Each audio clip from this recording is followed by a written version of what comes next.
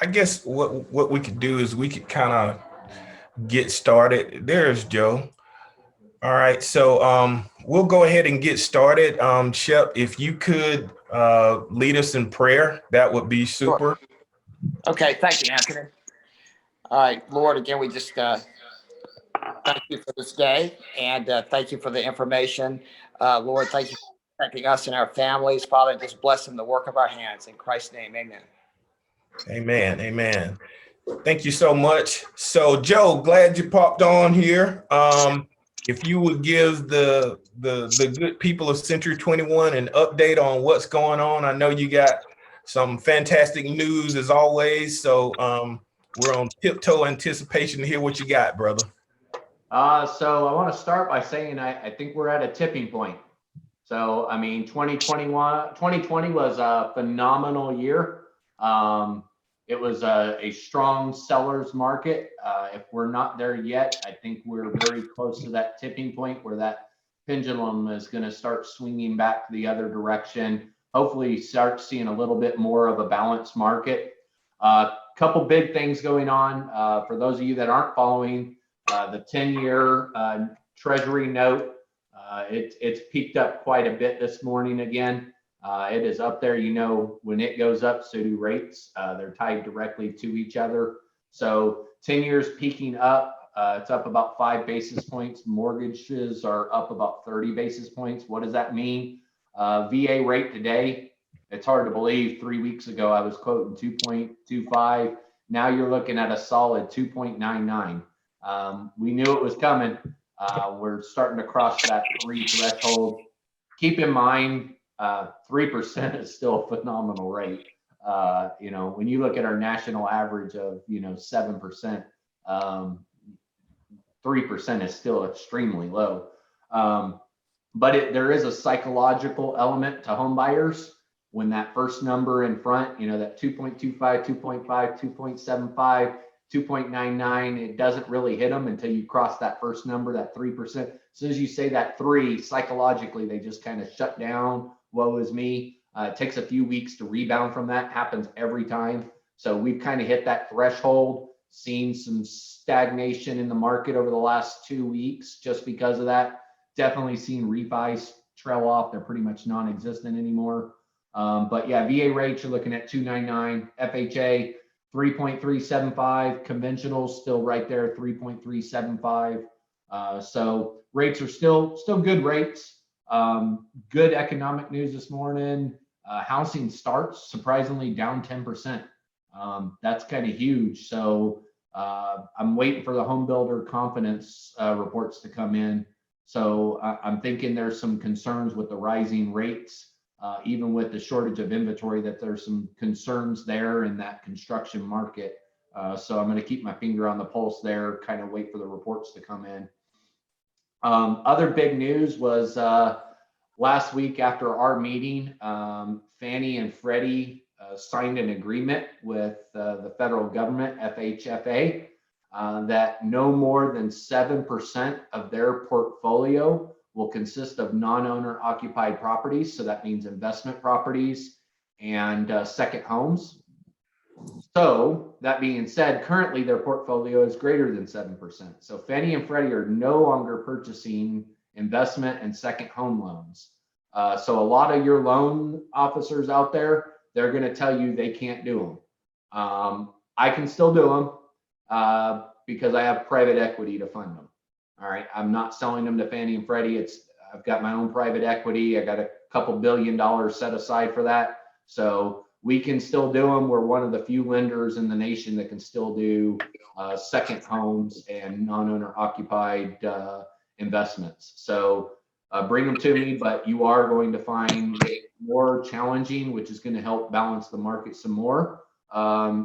These people aren't going to be competing with investors for the same lower end properties. So hopefully that eases up some of that burden. The other thing going on right now is the Fed meeting started yesterday morning. It's ongoing. I think you're going to hear short-term rates more of the same stance. We're going to continue to monitor. Those are short-term rates. The reality is that 30-year mortgage is tied to a 10-year bond. 10-year rates are going up. They're going to continue climbing up. Or his office. Probably his. Move now. The other big thing I'm watching for is, so in the beginning of the pandemic, remember when we seen that spike real high in mortgage rates for about 2 weeks? What the Fed did is they stepped in and they removed the SLR requirement for banks and credit unions. So SLR is the amount of reserves that we have to remain in our coffers that we can't lend out. Joe, can I ask Katie to mute everybody except for Joe? Yeah, exactly. Can you guys just mute yourself, please, on your so we can hear Joe talk? Thanks, everybody. Sorry about that, Joe. No worries. So SLR, as I was saying, is a requirement for banks and credit unions and lenders to remain a certain portion of their total capital in reserve. We've seen that spike in rates due to a lack of liquidity in the market when COVID first hit. And so what the Fed did, Powell came in and removed that SLR requirement, which allowed us to tap into our reserves and lend money, which is why rates went down.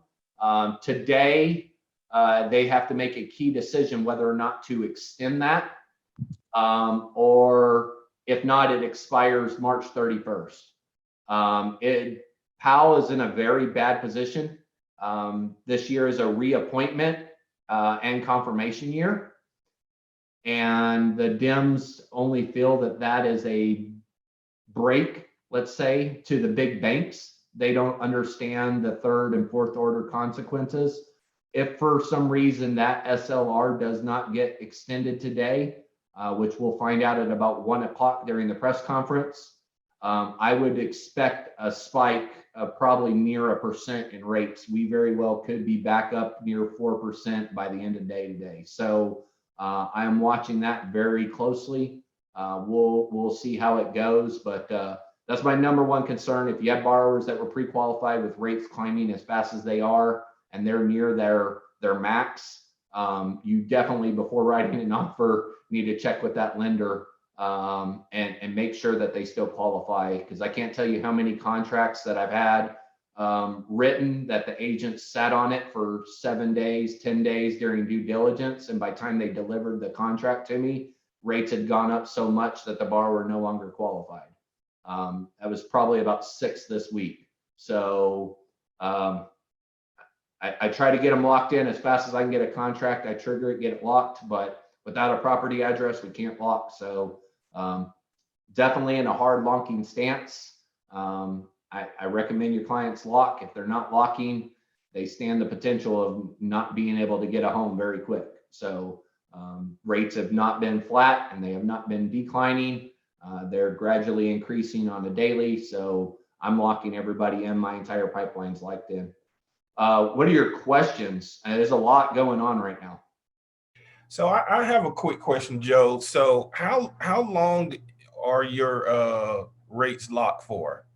So, I mean, a typical lock, I can go up to about 90 days.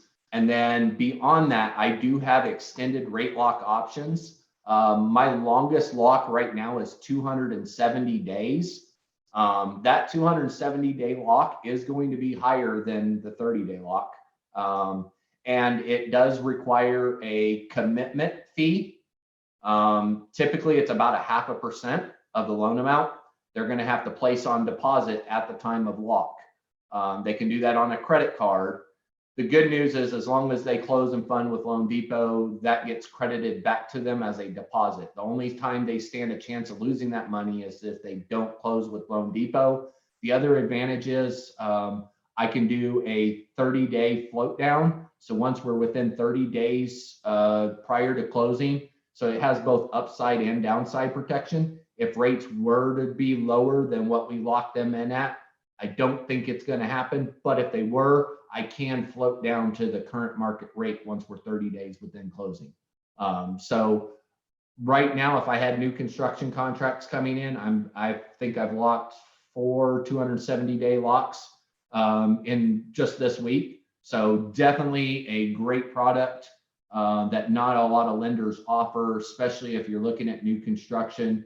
My only concern with those is if for some reason that builder does not meet that 270-day timeline, you know, extensions can get costly. So you got to, and builders are having a very hard time with materials. Lumber prices are still incredibly high. Lately, I'm having a lot of builders running into issues with appliances and electrical supplies. Just lumber was a huge issue. We're breaking through some of that lumber. The costs are still high, but now we're starting to run into huge supply issues with electrical and appliances, things like hot water heaters. I mean, me personally, I had a water recirculation pump go out in my house that gives me instant hot water no matter where I'm at in this monster. And it went out, didn't realize how important that was until I had to wait for 20 minutes for water to get to the shower. Yeah, I mean, just for me to get a replacement water circulation pump, it took 3 weeks. So normally that's something that we can get from the parts house overnight, maybe next day. So it just kind of gives you a good indicator of what's really going on out there in the market. Gotcha. Any other questions from anybody else? Got a question or comment. Can you reference that Fannie Mae, Freddie Mac? Whatever. Yeah, I'll drop a link. I'll drop a link in the chat box for you. Yeah. It talks about it. I want to pass that out to my real group. Okay, thank you. I have a comment. Yes, Lumber Deborah. prices are up 180% since last spring. Wow. Yeah, I ran the numbers this morning. I mean, just since January 1st, mortgage rates are up 380 basis points. That's huge. I mean, that means that same rate costs you almost 4 points that you could have got at the beginning of the year. That same rate costs you 4 points more. That's significant. Wow. Wow. So just one last question that I have, like the rate lock extension or whatever you referred to, how's that cost associated, or how you come up with that? Yeah, so on rate lock extensions, for every 7 days, it costs an eighth of the loan amount.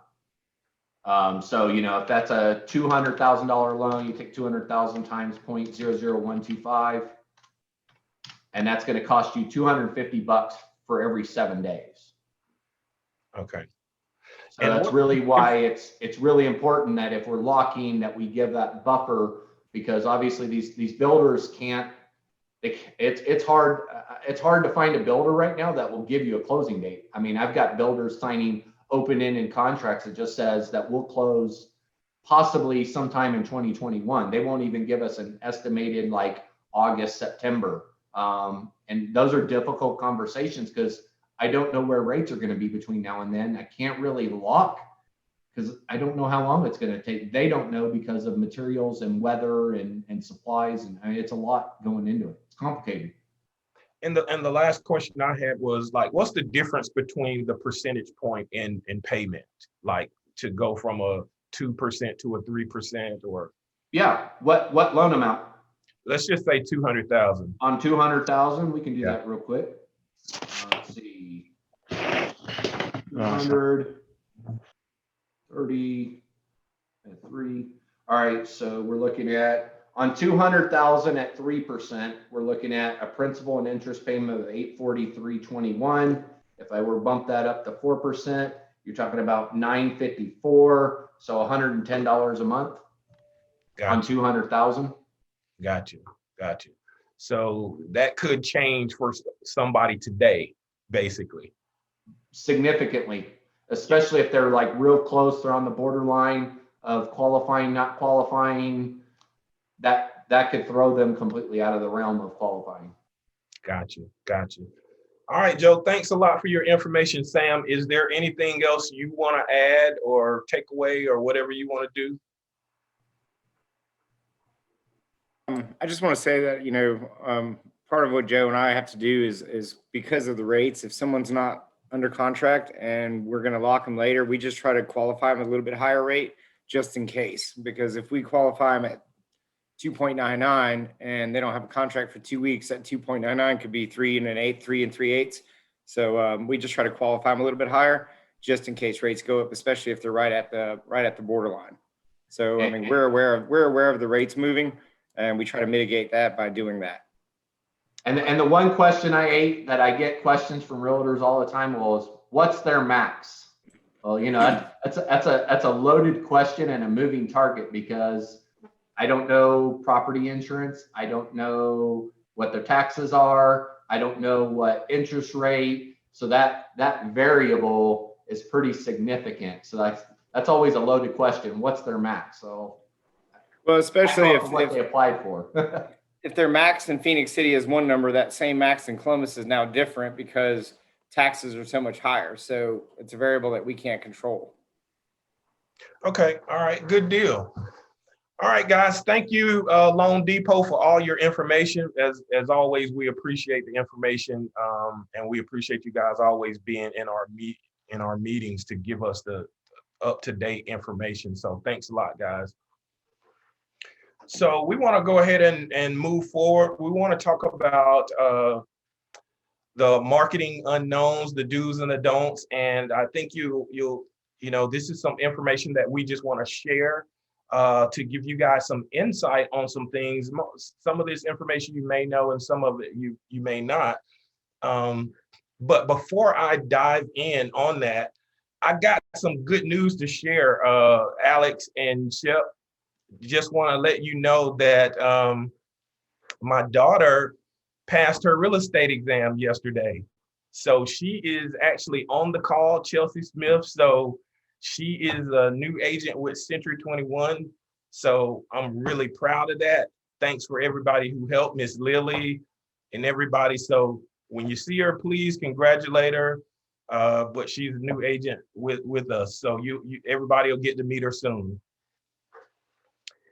All right, so we're gonna start with just a couple of things that I had gone over some of this before, but I just want to recap some things, like as far as the marketing pertains to our listing agreement, our exclusive our exclusive seller brokerage engagement agreement. We talked about in the marketing section where it states that if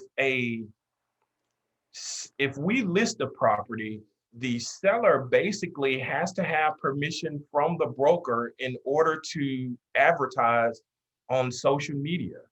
So that was one of the things that I wanted to talk about, just to make sure that when you're listing properties, to let your sellers know, if they're excited, they have their house on the market, they want to get it out to their friends and family and things of that nature. But we have to remind them that they have to get permission from the broker in order to advertise on social media. And we want to make sure that it's not misleading to the community. So we want to make sure that it has the brokerage company name and the phone number and things of that nature when they put it out there. So one of the best things that we can do as agents is, if they want to create a flyer or anything like that, it might be a good suggestion that we just do it for them. So we know that we're covering all of our bases as it pertains to listing. So I just want to read a little section in the marketing of the seller's brokerage agreement so that we have a clear understanding. So it says, any media created or purchased by the broker to be used in the marketing effort shall not belong to or the property of the seller and may not be copied, reproduced, or used by the seller or other third parties without the express written permission of the broker. Seller warrants that any media provided or paid for by the seller is the property of the seller. Seller agrees to indemnify the broker for any claim by a third party related to the use of the provided media.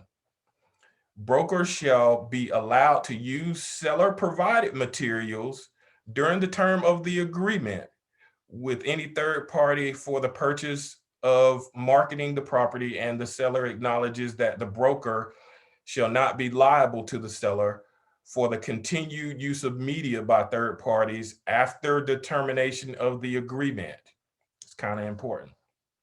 Seller agrees not to place any advertisements on the property or to advertise the property for sale in any media except with written prior consent of the broker. So that clarifies they can't do any social media without the consent of the broker. Broker also hereby authorizes to place broker's for sale sign on the property if the property is sold or a contract to sell the property is entered into during the term of the agreement. The broker may advertise the property, including images thereof, in any media of broker's choosing as being under contract while a sale is pending, and as being sold upon the closing of the property. This is important. Except nothing herein shall permit the broker to place a sold sign on the property no longer owned by the seller, except with written permission of the new owner. Now, I talked to Jackie Leonard about this yesterday, and she brought up a very good point, and it talks about this, and she may want to go more in detail about it. But technically, you guys, you notice, you see that when a property is sold, you may see advertisement saying just sold. We see that all the time. Well, technically, that house no longer is owned by your seller. It has a new owner, which means that you have to have permission from the new owner to actually put that information out there saying just sold.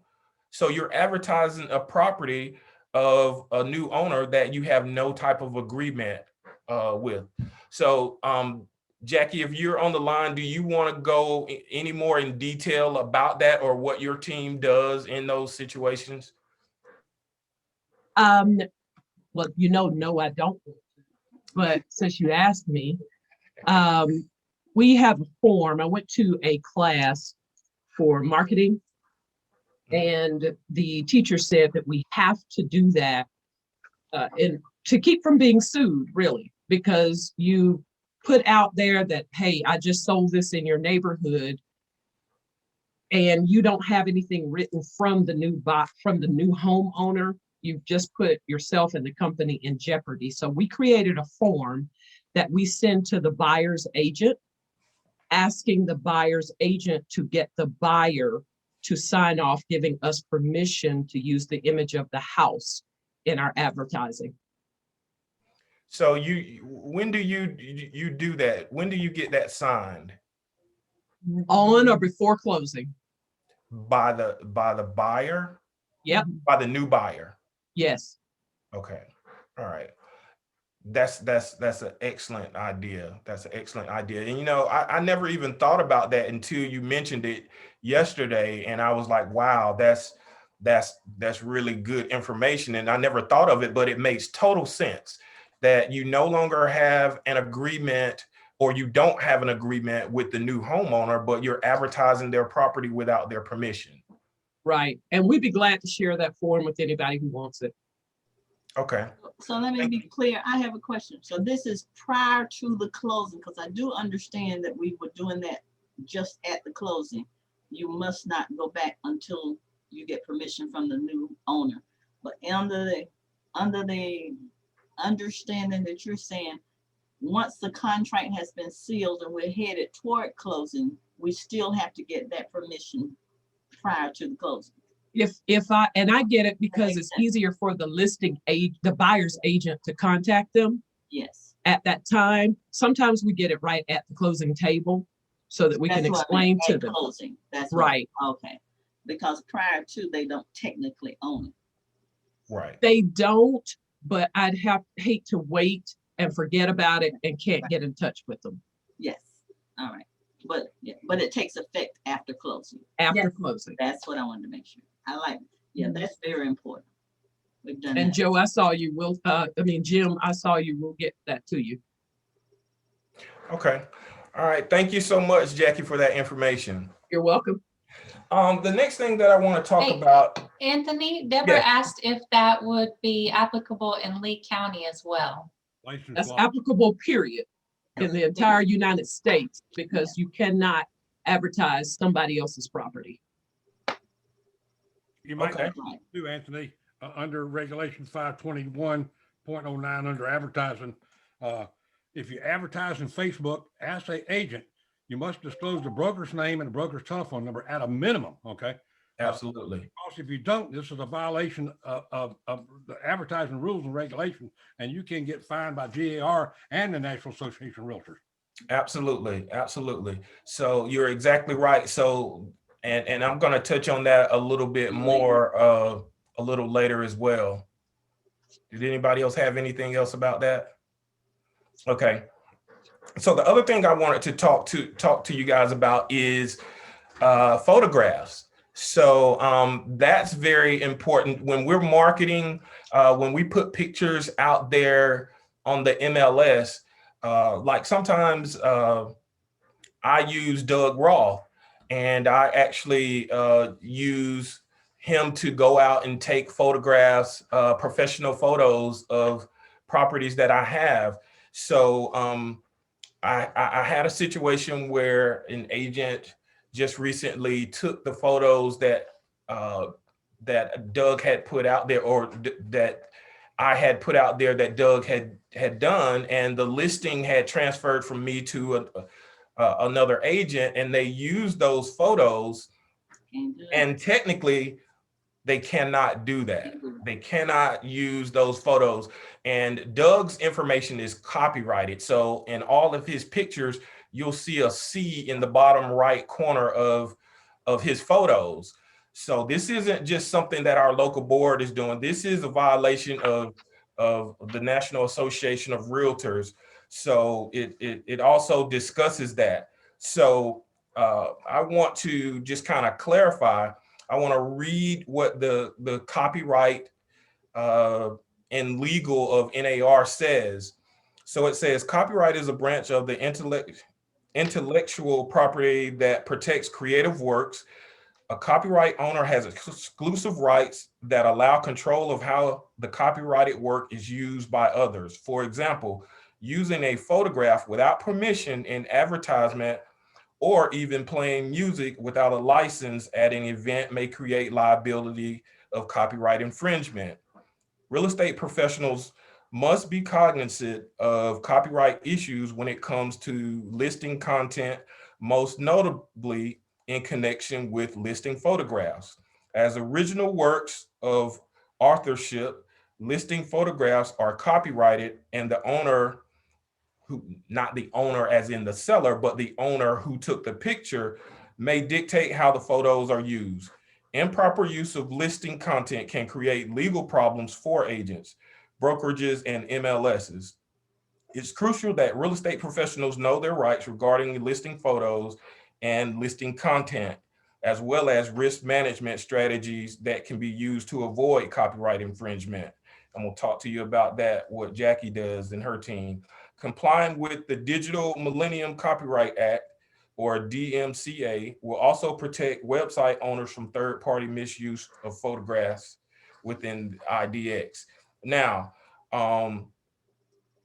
Section 9.3, complaints of unauthorized use of listing content. Any participant who believes another participant has engaged in an unauthorized use or display of listing content, including photographs, images, audio or video recordings, and virtual tours, shall send notice of such alleged unauthorized use of the MLS. Such notice shall be in writing, specifically identify the allegedly unauthorized content, and be delivered to the MLS not more than 60 days after the alleged misuse was first identified.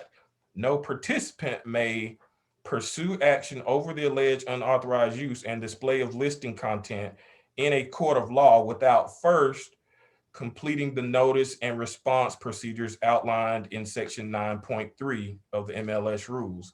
Upon receiving the notice, the committee, which is the board of directors, will send the notice to the participant who is accused of unauthorized use within 10 days from the receipt. The participant must either, number one, remove the alleged unauthorized content, or 2, provide proof to the committee or the board of directors that the use is authorized, and any proof submitted will be considered by the committee, which is the board of directors, and a decision on whether it establishes authority to use the listing content and will be made within 30 days. Now, this is the last part.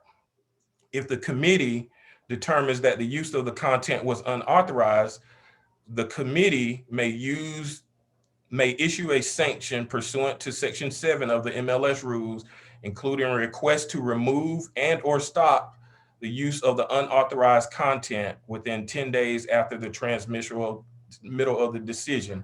If unauthorized use stems from a violation of the MLS rules, that too will be considered at the time of establishing the appropriate sanction. After the 10 days following transmittal of the committee's determination of the alleged violation, if it remains uncured, i.e. the content is not removed or the rules violation remains uncured, then the complaining party may seek action through the court. Now, I talked to Doug about this because, as you guys know, he's very serious about this issue, and he does a lot of photography here locally. So he sent me just a little snippet of his definition, which is the short version, which says, under copyright laws, under the Federal Copyright Act of 1976, photos are protected by copyright from the moment of creation. Copyright is a property right. Just because you buy a print or digital copy, it does not mean you purchase the copyright. Photographers have the exclusive right to reproduce their photographs and make copies. Unless you have permission from the photographer, you cannot copy, distribute, no scanning or sending to others, publicly display, no putting it online, or create derivative works from photographs. Copyright infringement, reproducing photos without permission can result in civil or criminal penalties. So I said all of that to say that you can get in big trouble if, let's just say you had a listing and a person had an agent had a listing, and then the seller terminated the listing, and the new agent just went into the MLS and just copied the pictures from the last listing and put them back in the MLS. That's copyright infringement. It doesn't have to be a professional photographer. If you go out and you, as the agent, take pictures of a property and you put them in the MLS, you have the rights to those photos because you are the owner to those photos. So just please be cognizant of the fact that of reproducing those photos. It's not saying that you can't, but if you call that agent and say, hey, can I use these photos, you're getting permission. Or if they want you to pay for them or whatever, but you have to make sure that you have the right to do that. And when that happened to me, I called Doug about it, and I said, Doug, I had a situation where the agent had taken my pictures and reproduced them and uploaded it for the same listing. He said, Anthony, first thing is, it's not your photos, they're my photos. And that kind of threw me for a loop because I paid $250 for the photos. So I was under the impression that they belonged to me. Well, in actuality, Doug cleared that up. And that's what I just read in his thing. Even though I paid $200 for the photos, he did not release the copyright to me. So when you're getting photos done or images done, whether they're professional pictures, whether they're logos of your company or work that you're having done, you need to be clear on if you also are paying for the copyrights. Because pertaining to Doug, he says, even though I paid for those pictures, they're still his pictures because he still owns the copyrights. So let's just be clear and have a clear understanding on that. Now, let me just tell you what Jackie does, because when she sells a listing, she actually has Laura to take down the pictures after the listing closes or that deal closes. She removes the photos. And that's a way that you can avoid that from happening. But Doug just had a in-depth conversation with Richard Moore, who is the president of the board, about this thing happening. So I just want our company to be aware of this. So if penalties are handed down or whatever, we just make sure that we're in compliance with this. So I thought that that was a great thing that Jackie did, but I also got filled in on the fact that even though I paid for pictures, I don't own the rights to them. Any questions I have a pertaining to question. that? I have a question. When Okay. the MLS clones another's listing, or when you want to go back in to clone your own listing, do they still apply that? Whether As it's far- myself or someone else? So what would you be cloning it for? Like if you took it off the market and put it back on? Right on the market, then I can see me using it and still using the pictures as I was given permission to do. But what if someone else clones it? If someone else clones it, then it's still a copyright infringement. Right. That's what I'm wondering, if the MLS is sort. Yes, Okay. that is correct. So we want to make sure that we're doing the right thing in reference to pictures. So guys, if you get a listing that someone else had in the MLS, just go out and either take your own pictures, or if you want to use those pictures, you have to get permission. So and whatever, if that agent says they want you to pay for them, that's just what you got to do. Or if they're professional pictures, you may want to find out who took the pictures to make sure that you're in compliance. Doug said right off the bat, Anthony, if I wanted to sue, I can get $10,000 and it wouldn't be an issue. So let's just make sure that we're careful on that issue. The next thing that I want to talk about that we may not be aware of is when we're marketing. So I know a lot of us have logos where I know Jackie Leonard has a nice logo of the Jackie Leonard team or however, whatever she has. I think I seen Antoine that may had a logo with his name that looks really nice. I know Radiant Real Estate Group has a nice logo. So we just want to make sure that we're in compliance with advertising as well. So we know that we have to have, and Jim kind of touched on it earlier, you have to have the company logo on there. And you also have to have the phone number of that company on there as well. And it has to be either, the company logo has to be either equal to or larger than the team logo or the individual logo. So again, we want to make sure that when we're advertising that we have this information out there and it's out there correctly. And I talked with Ms. Lily about that. Is there anything that you wanted to make sure that you added to Ms. Lily in reference to that? You're muted.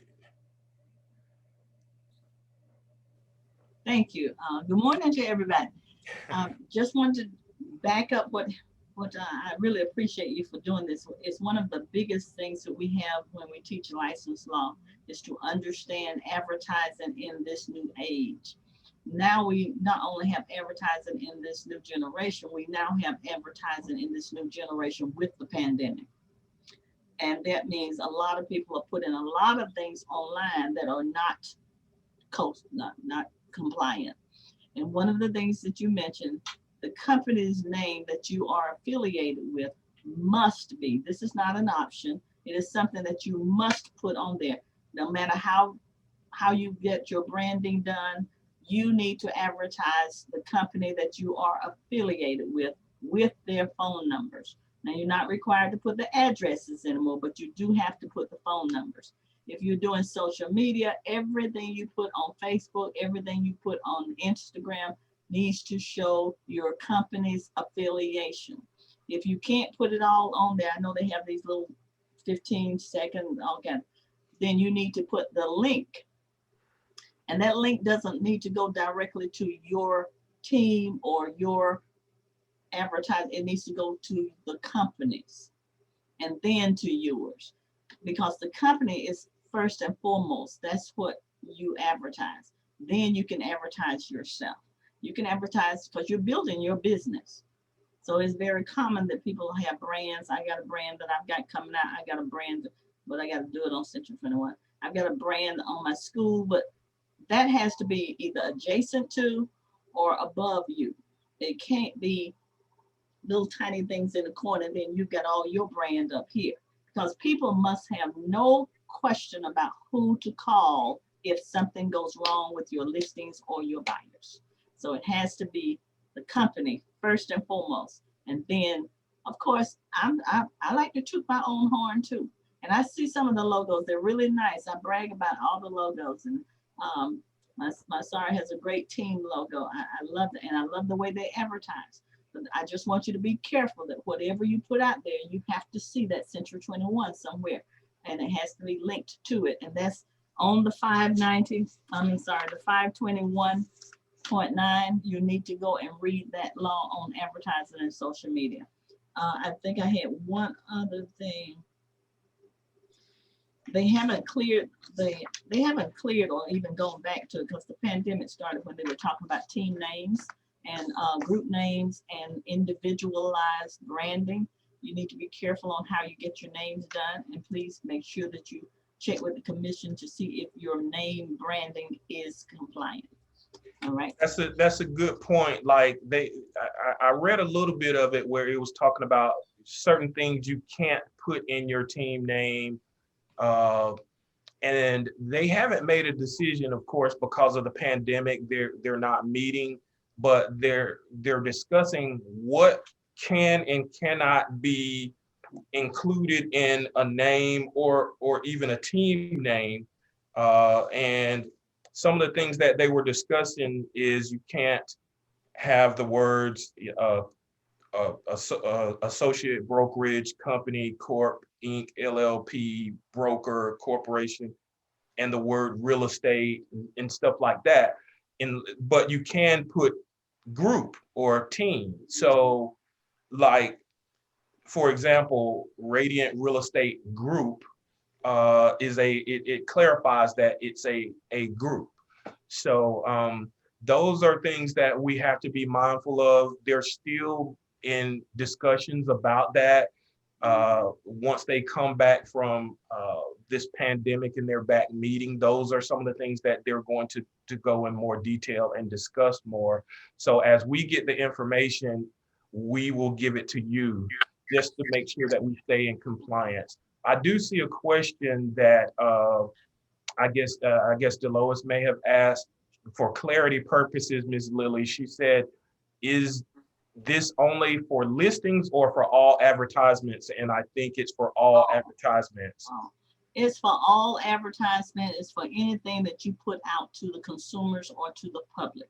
Advertising has to be standard, affiliated to your company.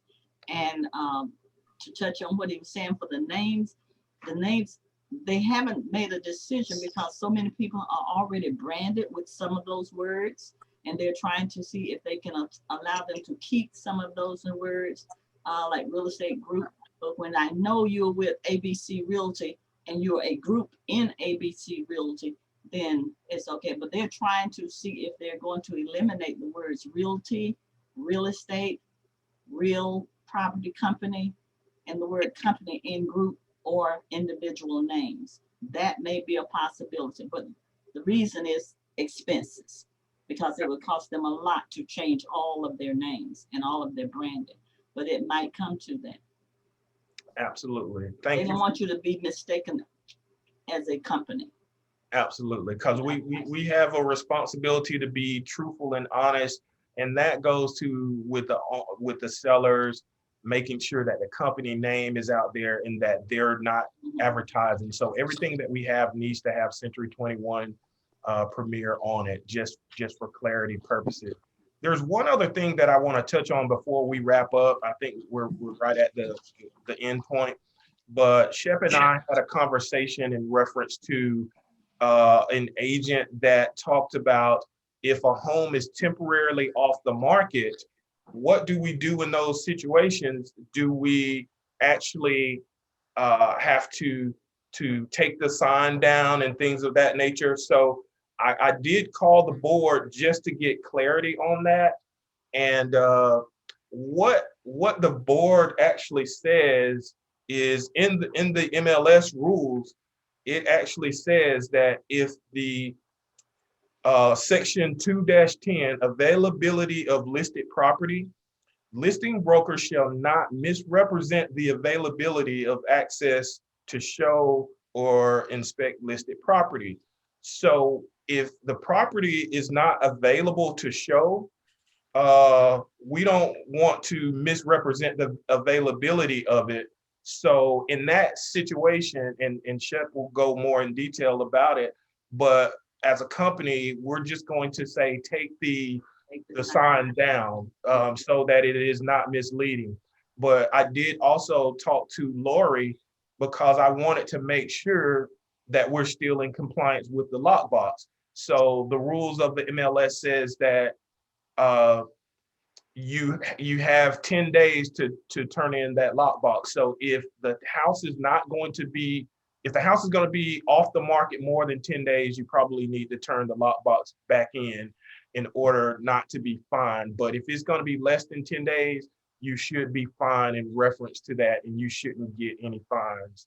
So Shep, do you want to go more in detail about that situation? Is he still? Hey, I don't think he's on here, Hey, but Anthony, Uh-huh. can you hear me? Yeah, I can hear you. Yeah, basically, what's going to happen is you're going to have other agents driving by, and they want to know why the property, they're going to try to turn you in. So it's better if it's temporarily withdrawn, just to take the sign out, at least do that until it's back active, because you're just going to have problems with that in today's environment. Okay. All right. So any other questions or anything? hey, what's up, Big Anthony? Let me, I'm going to share my screen real quickly, but we have, the pop for a prize contest this month. Jackie Leonard's going to go down there, or Katie, we're going to film it later on, but she's going to pop it's like a big tree of balloons, and there's AirPods in there. There's some Century 21 shirts and socks and gift cards. There might be $1 million in there. I don't know. I mean, I can't verify that. I can tell you what I know for sure. Maybe a BMW, so maybe you guys should do it. But I'm going to show you the contest rules real quickly again. I'm going to share my screen. If you guys can see it. And the best thing about this is you don't have to, it's usually, everybody always says, oh, I'm not going to be the best listing agent, or I'm not going to be the best sales agent. I was like, listen, we know there's some people here in the beginning, or, agents that haven't been around for that long. So this is just, you don't have to, these are like the activities in here are like building businesses, like just building your business activities. So attend a Mike Ferry webinar, attend a weekly sales meeting. Anyone on this call already did this. Call session at the office. Well, that's basically like our prospecting thing at 11 o'clock where we call our sphere, or, let's set a great conversation with our clients.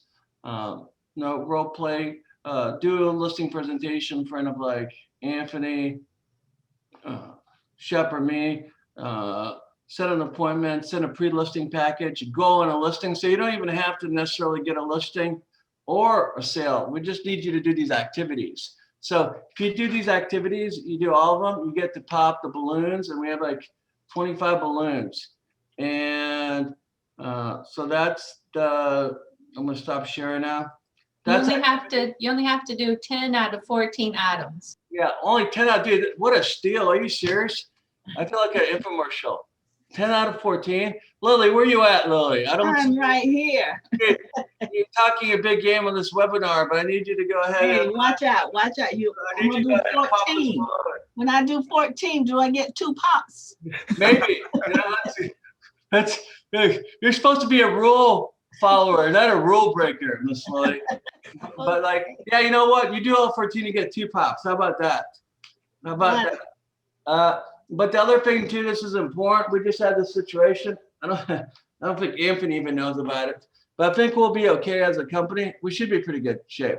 But basically, one of our agents this weekend was showing a home to their clients, and they put their hand through like a storm door that was like broken, but had some glass, like Oh, wow. got like jagged edges, and the person ended up getting like 15, 20 stitches. Oh my gosh. And so basically, when you have a listing, luckily we have the buyer's agent, so I think we'll be fine on that. But when you have a listing, make sure you walk around and make sure your listing is in, you know, you don't have any, you know, anything that's blatantly obvious for someone to get hurt at. Good point.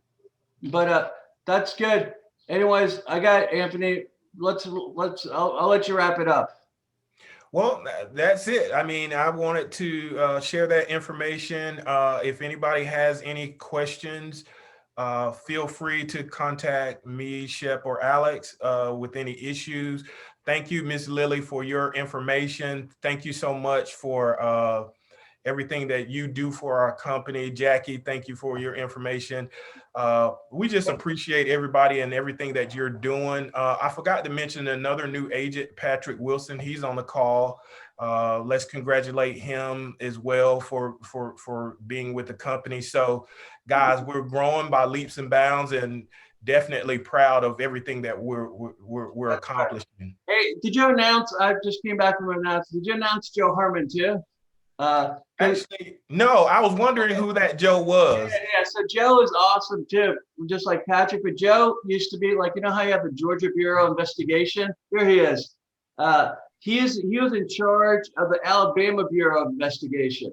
So like he showed me a picture, Anthony, where he had like a mohawk. He went undercover as like in a motorcycle gang over there, and he went undercover in a motorcycle gang. So he's a pretty good guy. He's one of our Auburn agents. So Welcome aboard, Joe. Yes, sir. All right, good. Perfect. All right. Well, thank you guys for tuning in, and we'll see you next week. All right. Thank All you. right, y'all take care. Bye. Bye.